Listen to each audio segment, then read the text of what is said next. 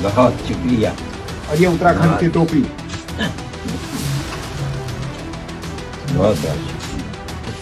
जो कुरान शरीफ है उसका अनुवाद है और बयां किया भी है हिंदी जबान के। दोस्तों, मेरा नाम राशिद ज़हीर है और आप देख रहे हैं ऑनलाइन न्यूज़ इंडिया। जमीयतुल उलमा मौलाना अरशद मदनी के बारे में आप सब लोग जानते हैं। दुनिया के प्रभावशाली लोगों में से हैं और देश को आज़ाद कराने वाली कांग्रेस के साथ यदि कोई मुस्लिम जमात की तरफ से एक संस्था थी, उसका नाम जमीयतुल उलमा है, उसके अध्यक्ष हैं। और उनके जो फादर थे मौलाना हुसैन मदनी, वो पंडित जवाहरलाल नेहरू के साथ हों, मौलाना अब्दुल कलाम आज़ाद के साथ हों, उनके साथ साथ पेश रहे। और हिंदुस्तान से टूट करके जब पाकिस्तान बन रहा था तो उस समय उसका विरोध करने में सबसे आगे मौलाना अरशद मदनी के फादर थे, मौलाना हुसैन मदनी। वो जाकर मिले देहरादून में, गालिबन कैलाशन, ये जो ऋषि हैं इनका नाम है आचार्य महामंडेश्वर स्वामी कैलाशानंद गिरी। इनसे मुलाकात हुई, उन्होंने कुछ किताबें दी, उन्होंने भी कुछ कुरान दिया और कुछ बात कही। और हिंदू मुस्लिम यकजहती यानी कि उनकी जो आपस की एक सौहार्द बना रहे, इस पर काफ़ी देर बात की। लोगों को परेशानियां होने लगी, क्योंकि राजनीतिक पार्टियां तो जब तक विघटन ना हो तब तक इनका उल्लू सीधा नहीं होता। इसी बात को मौलाना ने कहा कि मैं कुछ हिंदू धर्म के बारे में जानना चाहता था और कुछ बात करना चाहता था कि ये राजनीतिक लोग धार्मिक लोगों को लड़ा करके जो अपना उल्लू सीधा कर रहे हैं, इसके अंदर आपको पहल करनी चाहिए। आपको मैं दिखाता हूं दर्शकों, पूरा उनका बयान भी सुनाऊंगा, वो मीटिंग दिखाता हूं। एक साहब है जगदीश सोलंकी, उन्होंने लिखा कि ये हमारे देश की गंगा जमुना तहजीब है जिसमें कुछ धर्म के ठेकेदार ख़त्म करने में लगे हैं, जिसे कुछ धर्म के ठेकेदार ख़त्म करने में लगे हैं। हिंदू मुस्लिम एकता भाईचारे की मिसाल कायम करने वाला वीडियो वायरल हुआ। इसे देख के सौदागर आरएसएस बीजेपी की नींद उड़ेगी जो समाज में नफरत की खेती कर रहे हैं। भारत जोड़ो यात्रा भी शायद वो इसीलिए निकाल रहे हैं कि बीजेपी और आरएसएस ने, राहुल गांधी का कहना है, नफरतें पैदा कर दी हैं। और मैं वीडियो दिखाने से पहले आपको बता दूं कि बाहर के जो इंडेक्सेस आते हैं उसमें भी पता चलता है कि धर्म की बुनियाद पर विघटन ज्यादा हो रहा है इन कुछ सालों में। आप देखें थोड़ा सा वीडियो, इसके अंदर जो आचार्य महामंडेश्वर हैं स्वामी कैलाशन गिरी साहब, उनसे मौलाना अरशद मदनी मिल रहे हैं। उन्होंने कुरान करीम उनको दिया, हिंदी में अनुवाद हुआ, उन्होंने भी कुछ किताबें दी, सम्मान किया और बहुत खुश हुए। पहले आप ये वीडियो देखें। बहुत शुक्रिया। और ये उत्तराखंड की टोपी। बहुत बहुत शुक्रिया।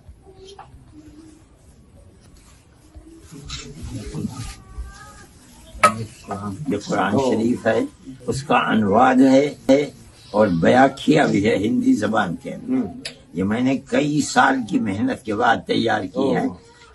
वीडियो देख लिया दर्शकों आपने। अब मैं आपको मौलाना अरशद मदनी का थोड़ा सा वो वक्तव्य भी दिखाना चाहता हूं कि जिसमें उन्होंने सिविल कोड के बारे में भी बात कही और ये भी कहा कि किस तरह से राजनीतिक पार्टियां लड़ाना चाहती हैं और अपने मिलने का मकसद भी बताया।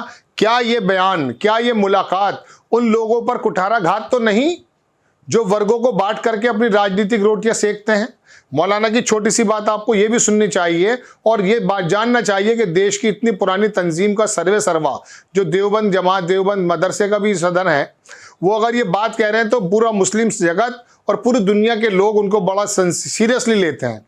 ऐसा नहीं है कि कोई निकल कर आया राजनीतिक पार्टी से और कुछ उसकी महत्वाकांक्षा है और वो कुछ बनना चाहता है, उसके बिहाफ पर ये एक्टिविटीज़ हैं। ऐसा नहीं, जमीयतुल उलमा ने कभी इलेक्शन नहीं लड़ा, कभी वो राजनीतिक पार्टियां नहीं बनाई, लेकिन आकर के जब भी कभी राजनीतिक गलियारों में कोई बातें होती हैं तो वो चेता जरूर देते हैं। चाहे इनके भतीजे मौलाना महमूद मदनी हो, वो तो एक बार राज्यसभा सांसद भी रहे। बहरहाल आप छोटा सा इनका ये बाइट भी सुने कि इन्होंने सिविल कोड के बारे में क्या कहा। और मैं आज तक की फिर एक वीडियो आपको और दिखाऊंगा जिसमें उन्होंने मोदी जी के बारे में कहा कि जैसे सारे इंसानों से मुझे मोहब्बत है ऐसे मोदी जी से भी है। देख लें आप छोटा सा वीडियो। का मैं सदर हूँ। देवबंद मदरसा बहुत बड़ा मदरसा है, मैं उसका भी सदर हूँ। और मैं एक ज़माने से ये उम्मीद अपने दिल के अंदर रखता था कि मैं किसी वक्त कैलाश आनंद जी महाराज से मुलाकात करूं, लेकिन अब तक नहीं हुआ। हर चीज़ का एक वक्त मुक़द्दर होता है। आज इसका वक्त था। मैं अपने आप को बहुत खुशकिस्मत समझता हूं कि महाराज से मेरी मुलाकात हुई, मेरी गुफ्तगू हुई, उन्होंने मुझको बहुत सम्मान दिया। मैं उसका उनका आभारी हूँ। देश में उसे लेके आपकी क्या राय है? क्या मतलब है, क्या कानून धर्म? मानता नहीं है कि कोई भी हिंदू हो या मुस्लिम हो, कोई जबरन क्या है कि लव जिहाद के मामले बहुत आते हैं। हाँ। जबरन धर्मों का नहीं परिवर्तन मैं कराया जाता है। नहीं जबरन धर्म के वो परिवर्तन जबर करके हो ही नहीं सकता। धर्म नाम है अपने दिल की गहराई से किसी मजहब के उसूल और नियमों को जानने का। आदमी जब भी किसी मजहब के अंदर जाएगा अपने दिल से जाएगा। अगर कोई जोर दे करके किसी को मजहब के अंदर लाना, वो कभी मजहब बदल हो, अगर वो बदल भी ले तो उसका कोई एतबार नहीं है, चाहे इस्लाम हो चाहे गैर इस्लाम हो। ये मजहब की बात तो हो नहीं रही है, इसमें सिविल कोड की बात हो रही है। सिविल कोड का मतलब यही है कि जो अपने अपने पर्सनल लॉ हैं मजहबी, उनको खत्म करके किसी एक पर्सनल लॉ के का मजबूर कर दिया जाए आदमी को, यही तो मतलब है। आप सहमत नहीं है? नहीं हम इससे सहमत नहीं हैं। हम कहते हैं हर आदमी को अपने मजहब के ऊपर चलने का मुकम्मल अधिकार है। उनके बारे में देख लिया आपने क्या कहा उन्होंने।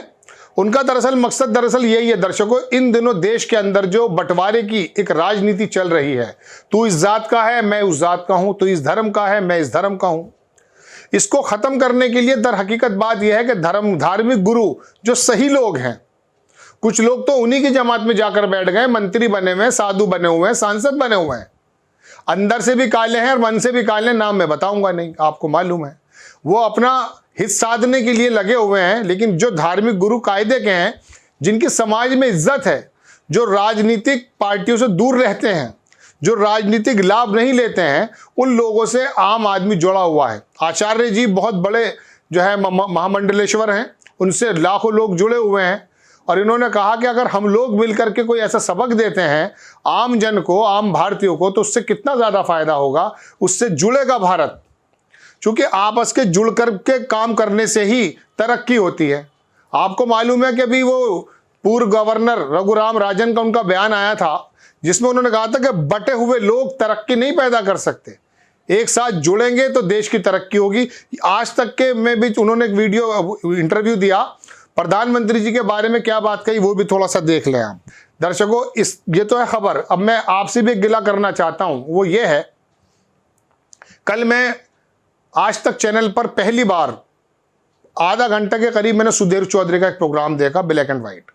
उस आदमी ने आकर के सबसे पहले जो शुरुआत की, उसने कहा मैं 4 खबरें सुनाऊंगा।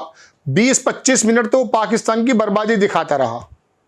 कोई बुराई नहीं है, खबर तो खबर है। लेकिन उसने कहा कि मैं आपको 4 बातें बताने वाला हूं, लेकिन उससे पहले कुछ खबरें और देख लीजिए। बहुत शॉर्ट में देश की बड़ी बड़ी छोटी छोटी खबरें दिखाई गई। उसमें राहुल गांधी की भारत जोड़ो यात्रा का भी एक अंश दिखाया गया।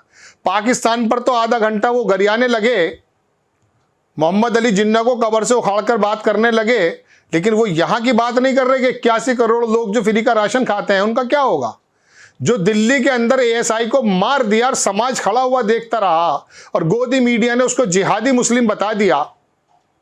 आप ये बताइए दर्शकों, और ये इन चीजों पर बोलने के लिए उनके पास समय नहीं है।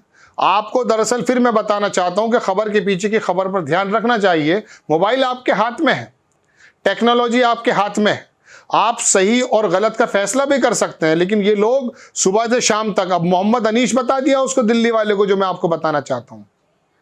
कहने का मतलब यह है कि ये एंकर्स भी और ये गोदी मीडिया भी और राजनीतिक पार्टियां भी हमारे यहां ऐसी बुनियादी सवाल उठा करके बात करने को तैयार नहीं है जिससे सरकारें हिल जाएं। हाँ, ये वाले इशोशो जरूर छोड़ दिए जाएंगे कि आपके और दूसरे लोगों के बीच में विक्टिम कैसा हो। बड़ी खबर कि मौलाना अरशद मदनी और जो आचार्य जी मिले हैं वो विक्टिम को दूर करने के लिए मिले हैं और ये मुलाकात चर्चा का विषय बनी हुई है।